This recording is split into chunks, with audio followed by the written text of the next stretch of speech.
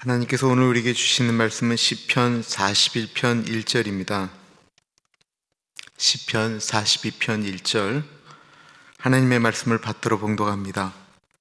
하나님이여, 사슴이 시냇물을 찾기에 갈급함 같이 내 영혼이 주를 찾기에 갈급하나이다.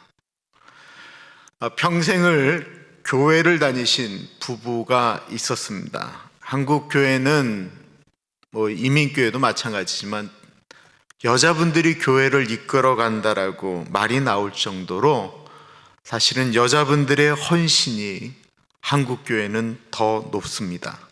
그 가정도 그랬습니다. 권사님이 늘 정말 뜨거운 신앙생활을 하셨습니다.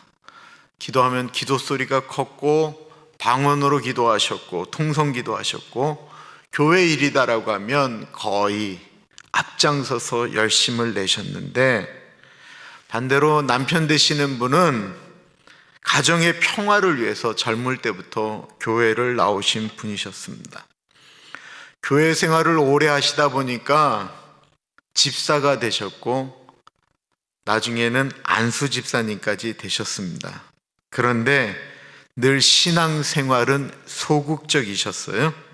심지어는 가끔 나는 정말 하나님이 계신지 헷갈릴 때가 있는데 나도 우리 집사람처럼 믿고 싶다라고 이야기를 하곤 하셨습니다. 아마 수많은 분들의 고민이 아닐까 생각되어집니다. 그런데요, 이 어른이 돌아가실 때 자녀들에게 천국에서 만나자 라고 말씀하시고 아주 은혜롭게 돌아가셨습니다. 그런데 만약에 평생을 어쨌든 교회를 다니셨던 그 어른이 돌아가실 때마저도 하나님에 대해서 믿지 못하다가 돌아가셨다라고 한다면 어쩔 뻔했을까요? 저에게 그런 비슷한 경험이 2018년 6월 8일에 있었습니다. 2018년 6월 8일은 저희 교회 양영구 집사님이 돌아가시기 전날이었습니다. 멀쩡하게 걸으셨고 멀쩡하게 말씀하셨고, 그런데 그분을 두고 교인들이 모여서 임종 예배를 드렸습니다. 대화를 했고 말씀을 전할 때 아멘으로 이야기를 했고 누워 계시는 게 아니고 앉으셔서 예배를 같이 드렸는데, 그리고 예배 드린 다음에 11시간 만에 거짓말처럼 하나님의 부르심을 받았습니다. 집사님은 아주 멀쩡한 상태로 본인 임종 예배를 드리러 온 분들 한 분 한 분을 축복하셨을 뿐만 아니라 제가 저를 위해서 기도해 주십시오 라고 말씀을 드렸더니 그 아프신 분이 무려 5분 동안 저를 위해서, 저희 가정을 위해서, 제가 목회하는 이 목회 교회를 위해서 기도해 주셨습니다. 그 자리에 어느 누구도 집사님이 내일 돌아가실 것이 분이다라고 아무도 생각할 수 없었는데, 저는 그것보다는 본인이 임종 예배를 드리게 해달라고 이야기하고 같이 모여서 그리고 예배를 드리는 그 자체가 저한테는 너무나도 신비한 것이었습니다. 왜냐하면 집사님을 보호했던 8년 동안 집사님은 정말 힘든 분이었어요. 그분은 월남전에 큰 전투에서 가장 큰 공을 세워서 한국에서 가장 높다라고 하는 훈장을 2개나 받으신 분이세요. 정말 이게 성격이 강직하고 고든 분이셨어요. 저런 사람들이 예수 믿는 거면 난 예수 안 믿겠다라고 말씀하실 정도로 정직한 분이셨어요. 근데 몸이 굉장히 안 좋으셨거든요. 병원에 들어가면 하나님이 날 좀 살려주시면, 좀 그렇다가 진짜 회복이 되시면 언제 그랬냐는 듯이 다 돌아가 버리시는 거예요. 늘 의심하시고 참 뵐 때마다 좀 마음이 어려웠습니다. 그런 기간이 8년이었어요. 그런데 돌아가시기 얼마 전부터 김 목사 좀 보자고 한 다음에는 본인이 예전에 장교로 있으시면서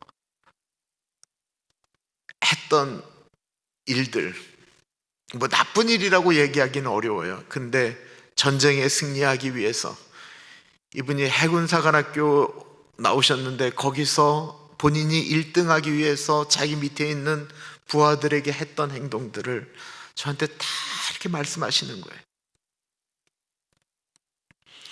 그리고 나서는 하나님을 갈망하시다가 천국에서 만나자고 진짜 해같이 웃으시고는 그 다음날 돌아가셨어요. 오늘 이 시간에도 수많은 사람들이 임종이라고 하는 것을 하고 있습니다. 또 많은 분들이 죽음에 이르는 병을 가지고 있습니다. 그분들 중에는 교회를 다니고 계시는 분들도 있고 다니셨던 분들도 있습니다. 아름다운 죽음을 맞이하는 분들도 있지만 죽을 준비가 되어 있지 않는 상태로 죽음을 맞이하는 분들도 있습니다.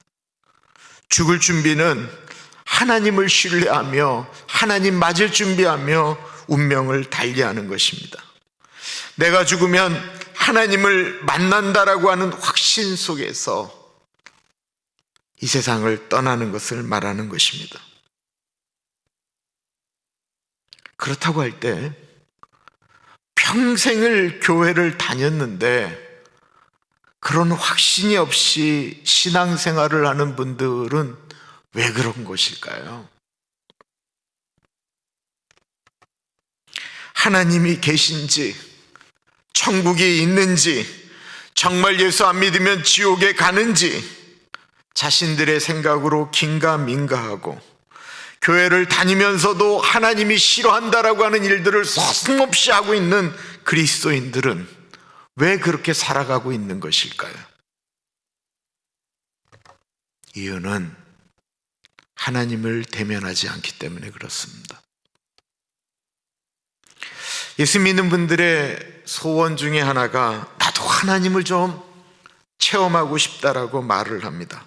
나도 좀 뜨거운 신앙을 갖고 싶다라고 이야기합니다. 그래서 남들처럼 좀 그런 거를 경험하려고 노력해 보기도 하고, 어떤 분들은 나도 좀 이렇게 눈에 보이는 방언이라고 하는 것을 좀 해보고 싶다라고 강구하는 분들도 있습니다. 그런데 제가 경험하는 것이 하나 있다고 한다면, 그런 간절함을 가진 분들은, 정말 간절함을 가진 분들은 설령 남들이 얘기하는 아주 뜨거운 어떤 것들을 체험하지 않는다 할지라도 여전히 그 자리에서 하나님을 바라보고 있다라는 것입니다. 왜냐하면 하나님을 경험한다는 그 종류가 너무나도 많기 때문에 그래요. 보세요.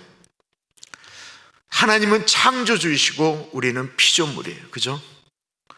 피조물인 우리가 하나님을 어느 날 한 번 대면하고 또 대면하고 또 대면해도 하나님을 다 알 수가 없는 거예요.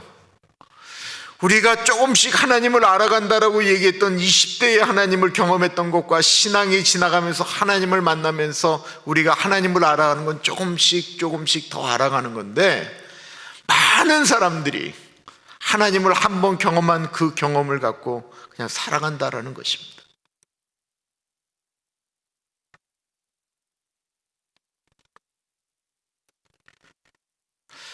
은혜라고 하는 것을 경험하고 은사라고 하는 것들을 체험한 분들도 있습니다. 그래서 아주 열심히 신앙생활을 하다가 저런 분이 있으면 참 교회가 좋겠다라고 생각을 했는데, 아주 오랜 시간이 지난 다음에 그분에 대한 이야기를 들을 때 교회를 안 다닌다라는 이야기를 들었었던 적이 있습니다. 도대체 이유가 무엇입니까? 그것도 한 번 경험한 걸로 다 알았다라고 이야기하는 갈망의 차이라고 생각을 합니다. 하나님을 만나기를 갈망하는 분들, 늘 하나님과 동행하기를 원하는 분들은 어떻게 해서든지 하나님과 함께 하려고 어떻게 해서든지 그 하나님을 만나는 자리에 있으려고 애쓴다라는 것입니다. 그런데 한번 뜨거움을 경험했다 할지라도 거기에 멈춰져 있는 분들은 시간이 지나가면 한참 뒤에서 옛날 이야기하면서 신앙생활 한다라는 것입니다.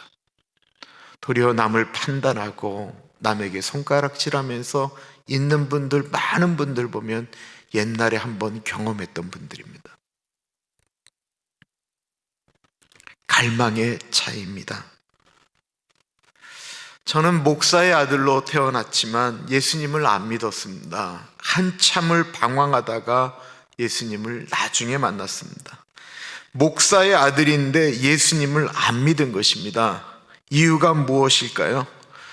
엄밀한 의미에서 제가 예수님을 만나겠다라고 엄청나게 갈망하며 노력하지 않았기 때문에 그렇습니다. 아니, 어느 때부터인가 내 친구들, 나하고 같이 신앙생활했는데 중학교부터 교회를 다녔던 애들이 너무나도 열심히 신앙생활하는 것을 보면서 나도 좀 저렇게 되고 싶다, 모태신앙이 생각하는 그 갈등을 잠시 한 적은 있었습니다. 그래서 남들처럼 기도원에 들어가기도 했고, 남들처럼 나무 뿌리 뽑겠다고 붙들고 밤을 새워본 적도 있습니다. 그러나 잠시였습니다. 그리고 나서 내가는 뭐라고 얘기했냐면, 나는 해도 안 되는구나 라고 생각을 했습니다. 많은 신앙인들이 이렇게 하고는 하나님이 나를 안 만나준다라는 거예요. 근데 우리가 진짜 한번 생각하고 고민해 봤으면 좋겠습니다. 우리가 정말로 예배를 드릴 때 하나님이 나를 만나 주시기를 정말로 우리 마음으로 갈망하며 하나님이 나와 함께 하시기를 간절히 원하면서 예배 드리느냐라는 거예요. 그냥 가만히 있는데 왠지 그날은 말씀이 귀에 쏙쏙 들어오니까 나 오늘 은혜 받았다라고 말씀하실 때도 있지만, 그것이 아니고 목사의 설교가 어떻든 찬양이 어떻든 뭐가 다 어떻든 나는 하나님께 드리는 이 예배 가운데 나는 하나님을 갈망합니다 라고 하는 간절함으로 예배 드리느냐라는 것입니다. 그렇다면 우리는 이런 질문을 하게 됩니다. 하나님이 그냥 우리를 찾아오시면 되는 거 아니냐라고 하는 것입니다. 하나님이 우리 찾아와 주시면 되지 우리가 하나님 꼭 찾아야 됩니까? 라고 말을 합니다. 하나님 그냥 좀 만나 주시면 안 됩니까? 라고 말하는 거예요. 그런데 이 말은 아예 질문 자체가 틀렸어요. 하나님은 우리를 이미 찾으러 오셨다라는 거예요. 하나님이 우리를 먼저 찾아오신 것을 가리켜 신학적으로는 선제적 은총이라고 이야기를 합니다. 우리 인간이 하나님을 찾기 전에 먼저 하나님이 우리 인간을 찾아오셨다라는 것입니다. 대표적인 사건이 말할 것도 없이 하나님이신 예수 그리스도가 이 땅에 인간의 옷을 입고 이 땅에 오신 성육신의 사건이지요. 그래서 그 하나님은 먼저 우리를 찾으셨습니다. 그래서 우리 내면 안에는 하나님을 갈망하는 욕구를 하나님께서 우리에게 주셨다라고 이야기합니다. 그것을 가리켜 성경에는 영혼을 사랑하는, 사모하는 마음을 주셨다라는 거예요. 이 세상에 있는 어떠한 사람들도 다 영혼을 사모하는 마음이 있어요. 그러니까 종교가 만들어지는 것 아니겠습니까? 그 하나님이 이미 이 땅에 오셔서 우리에게 찾아오셔서 우리를 이미 만나기로 준비되어져 있는데 이제는 사람이 반응을 해야 된다라는 거예요. 그래서 요한계시록 3장 20절에 보면 이미 우리를 찾아오신 예수님에 대해서 이렇게 말씀을 하고 있습니다. 볼지어다 내가 문 밖에 서서 두드리노니 누구든지 내 음성을 듣고 문을 열면 내가 그에게로 들어가 그로 더불어 먹고 그는 나로 더불어 먹으리라. 이미 하나님은 오셔서 문을 두드리고 계신다라는 거예요. 우리가 예배를 드릴 때 이미 하나님은 그 예배 가운데 임재하셔서 그 예배를 받으실 준비를 다 하고 계셨다라는 것입니다. 그런데 많은 그리스도인들이 그 예배를 본인 마음의 감정을 따라서 드린다라는 것입니다. 오늘은 기분이 안 좋다. 오늘은 왠지 설교가 귀에 안 들어온다. 오늘은 찬양을 내가 모르는 찬양이다. 수많은 이유를 가지고 예배를 드릴 때 하나님은 우리를 이미 기다리고 계시는데 우리가 마음속으로 하나님을 외면할 때가 예배 가운데 너무 많다라는 거예요. 예배 가운데 하나님을 안 만나는 조건들이 우리에게 너무 많다라는 거예요.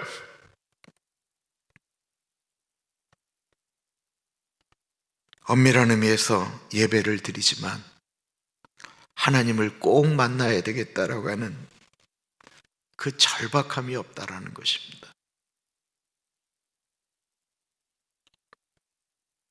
이게 교인들에게만 해당하는 게 아니고 목사에게도 해당합니다.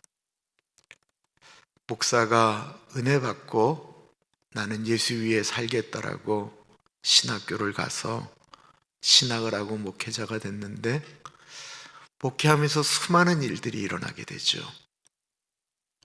수많은 일들을 경험하게 됩니다.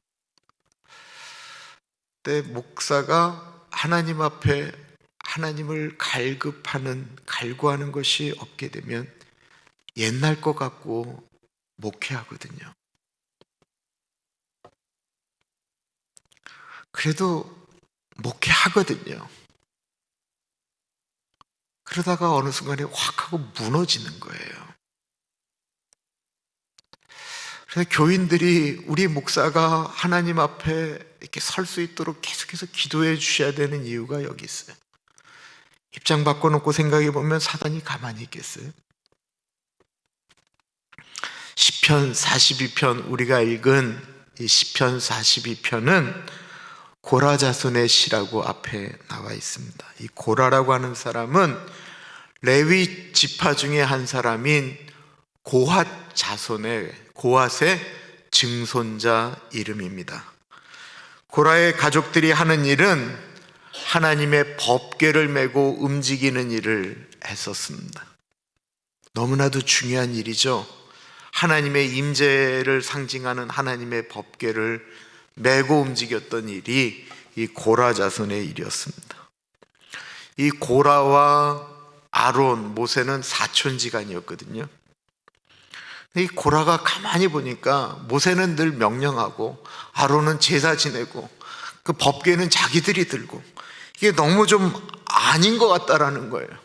본인이 자기가 신앙생활도 모세보다 못하지 않았어요. 모세는 왕자로 있다가 40년 없어졌다 나타나서 지도자 노릇하지만 자기는 그래도 이스라엘 백성 가운데 같이 있으면서 나이를 먹어갔다라는 거예요.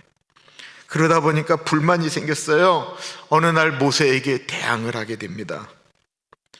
그 내용이 민수기 16장에 나오게 돼요. 하나님이 모세에게만 있냐? 아론에게만 말씀하시냐? 나에게도 말씀하신다라는 것이었습니다. 맞는 말이죠. 근데 이들이 몰랐던 것이 하나 있었습니다. 그것은 본인들이 법궤를 들고 있으면 하나님이 우리와 그냥 함께 한다라고 착각을 했던 거예요. 실제로 이 고라의 내면에 있었던 것은 본인이 이거 드는 것보다는 모세처럼 아론처럼 앞에 서는 일을 하고 싶었던 것입니다. 그 일로 모세와 아론에게 대항하게 되고 그렇지 않아도 모세의 리더십에 불만을 가지고 있었던 지도자들 한 250명이 이 고라의 편에 서게 됩니다. 모세와 고라가 서로 편을 나누었습니다. 모세를 선택하는 사람은 이쪽으로, 고라를 선택하는 사람들은 저쪽으로. 근데 고라 편에 250명이 서 있었어요. 근데 그곳에 하나님의 임재가 임하였는데 이 고라 자손, 고라 편에 있는 곳 땅이 갑자기 꺼지면서 250명이 다 죽게 됩니다. 당연히 그 자리에 고라와 함께 서 있어야 될 사람들이 누구이겠어요? 고라의 자식들 아니었겠습니까? 그런데 놀랍게도 그 고라의 자식들이 아버지 편에 서지를 않았습니다. 자식들이 보기에 아버지가 옳지 않은 것처럼 느껴진 것입니다. 그래서 민수기 26장에 이런 내용이 나와요. 엘리압의 아들은 누무엘과 다단과 아비람이라. 이 다단과 아비람은 회중 가운데서 부름을 받은 자들이니 고라의 무리에 들어가서 모세와 아론을 거스려 여호와께 반역할 때에 땅이 그 입을 벌려서 그 무리와 고라를 삼킴에 그들이 죽었고, 당시에 불이 250명을 삼켜 징표가 되게 하였으나 고라의 아들들은 죽지 아니하였더라. 고라의 아들들은 죽지 않았습니다. 그렇지만 이들은 평생 이스라엘 민족 가운데는 반역의 무리, 반역자의 아들이라는 꼬리표가 있었습니다. 그래서 길을 피고 살 수가 없었어요. 수백 년이 지난 후 다시 이들이 하나님의 성전을 섬길 기회를 얻게 됩니다. 어느 때였을까요? 바로 다윗 왕 때였습니다. 역대상 26장 1절에 드디어 고라 자손들이 하나님의 성전의 일을 하게 되는데 어디에 이름이 올라가냐면 문지기의 이름이 올라가게 돼요. 역대상 26장 1절부터는 성전 문지기의 이름이 쭉 나오는데 거기에 고라의 이름이 나왔다라는 것입니다. 그리고 그 성전 문지기로 섬겼던 고라 자손들 중 한 사람이 이 시편 42편을 씁니다. 하나님이여, 사슴이 시냇물을 찾기에 갈급한 같이 내 영혼이 주를 찾기에 갈급하니이다. 하나님을 찾는데 갈급하다라고 하는 것은 우리가 다 이해가 되는데, 그것을 무엇과 비교를 했냐면 우리가 밤새도록 통성기도 하면서 하나님을 찾기에 갈급합니다, 뭐 이런 내용이 아닌 사슴이 시냇물을 찾기에 갈급한 것처럼 하나님을 찾는데 우리의 마음이 그렇게 갈급하다라고 이야기합니다. 우리는 사슴이 시냇물을 찾는 게 갈급하다, 이게 잘 와닿지가 않아요. 왜냐하면 우리가 태어난 대한민국은 물이 없었던 적이 거의 없어요. 산에 어디를 가든지 개울물이 있어요. 그래서 도대체 노루가, 사슴이 뭐 물을 찾기에 헤매는 것처럼 아무데나 가서 먹으면 되지. 그러니까 우리는 이 본문이 잘 다가오지를 않는 것입니다.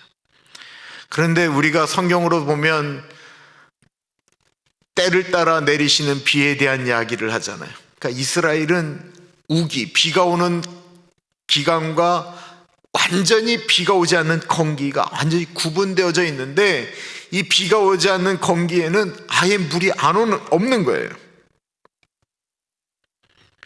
그러니까 그 비가 안 올 때는 이 짐승들이 물을 먹는 거는 죽고 사는 문제였다라는 것입니다. 그림을 그려보세요. 사슴들이 물이 없으니까 이제 다 내려왔어요. 이 사슴들이 물을 못 마시면 죽어요. 그러니까 사슴들이 막 일로 뛰었다 절로 뛰었다, 이리 뛰었다 저리 뛰었다, 동으로 뛰었다, 가도 없으니까 서로 뛰었다. 목이 마르니까 북으로 달려갔다가 남으로 달렸다가 그냥 암으로 달려가도 물이 없는 거예요. 사람도 마찬가지지만 짐승도요, 많이 달리면 지쳐서 더 이상 걷지 못합니다. 그러면 쉬면 되는데 사슴이 지금 왜 뛰어요? 물을 먹지 않으면 죽을 것 같으니까 뛰었던 거거든요. 그러니까 물을 먹지 않으면 죽는 거예요. 그러니까 목이 마른데 더 이상 달릴 힘이 없어요. 그러면 무릎이 꺾여지는 거예요.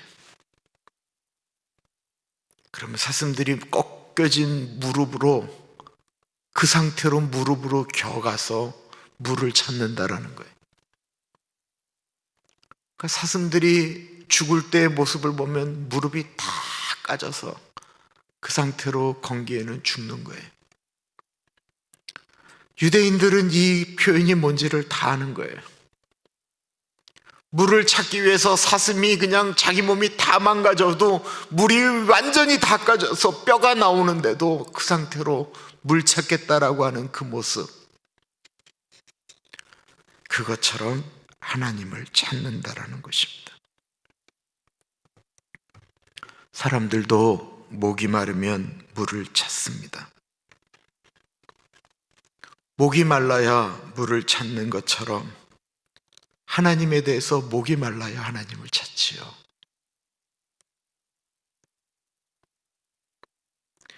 인생에 어려움이 닥치면 그때는 목마릅니다. 그래서 하나님을 찾게 됩니다. 삶의 공허함, 내가 이렇게 살아서 뭐하나 라고 하는 공허함이 올 때 우리는 하나님을 찾곤 합니다. 우리의 삶의 인간다운 삶, 이제는 정말로 인간답게 살고 싶다라고 하는 사인이 올 때 하나님을 찾으려고 애를 씁니다.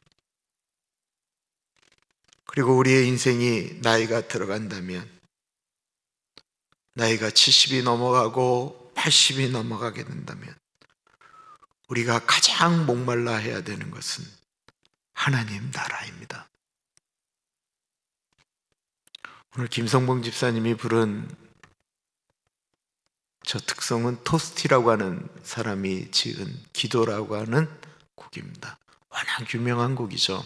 독창으로도 불리고 합창으로도 많이 불리는 곡인데, 이 찬양을 아까 김 집사님이 불렀던 거는 그래도 한국 분들이 이렇게 좀 듣기에 좀 더 좋은 편으로 이렇게 좀 되어져 있는데요, 원어를 이렇게 하면은 좀 어색해요. 그런데 좀 더 강력해요. 볼게요. 고통과 서러움에 가득 차여진 내 마음의 이 괴로움을 구원해 주소서. 오 나의 주님, 믿음의 빛으로 짐을 덜어 주소서. 보시옵소서. 그 짐들이 나를 진흙탕 속으로 빠져들게 합니다. 당신에게 나는 한숨을 지으며 울부짖습니다. 나를 당신께 맡깁니다. 당신에게 나는 한숨 지으며 울부짖습니다. 나를 당신께 맡깁니다. 당신은 나의 삶이 조금씩 투쟁한다라는 것을 아십니다. 불길 속의 밀랍처럼, 양지 위에 있는 눈송이처럼 당신의 품속에서 피난처를 구하며 헐떡이고 있는 이 영혼에게, 주여 끊어주소서. 그 비행을 방해하는 줄들을 주여 끊어주소서. 그 비행을 방해하는 줄들을, 주여 긍휼을, 주여 자비를, 주여 은혜를.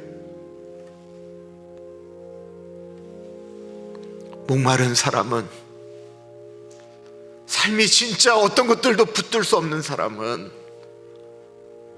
하나님을 간구할 수밖에 없습니다.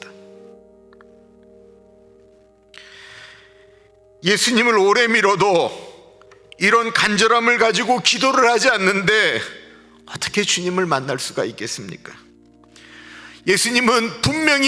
하나님은 분명히 성경 속에서 이렇게 말씀하고 계십니다. 예레미야 29장 13절에 너희가 전심으로 나를 찾으면 나를 만나리라. 성경 말씀은 살아있는 하나님의 말씀이라고 하지요. 그런데 수십 년을 성경책을 들고 다니면서 단 한 번도 성경책을 처음부터 끝까지 읽지 않은 사람들이 태반이고, 성경이 어렵다, 성경이 재미가 없다, 성경이 이해가 안 된다. 왜 그럴까요?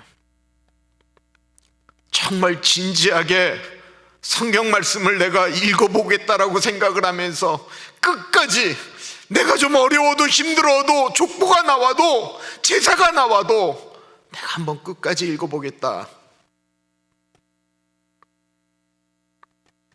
그 어려운 성경을 감옥에 가 있는 제소자들, 한마디로 우리가 죄수들이라고 불리우는 분들이 감옥에서 그 어려운 성경을 읽고 변화되어지는 놀라운 이야기들을 우리는 수도 없이 듣습니다.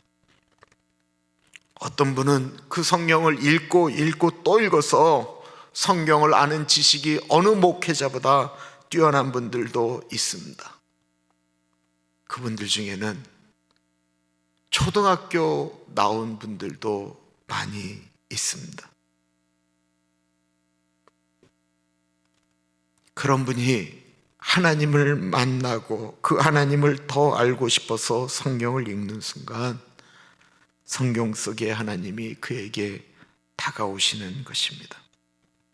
성경을 읽다가 방언을 한 것도 아니고 놀라운 신비를 경험한 것도 아닌데, 성경을 읽다가 자신이 죄인인 것을 깨닫고 용서받지 못할 이 죄인을, 사람들도 용서 안 한 나를 왜 하나님이 나를 용서하시는지, 그 용서하시는 예수님을 발견하고 왜 나 같은 것을 사랑하는지 궁금해서 그 예수님에 대한 성경책을 읽다가 더 사랑하게 되었다라는 것입니다. 이들에게 있는 것이 있다고 한다면 그것은 모두 갈급함이었습니다.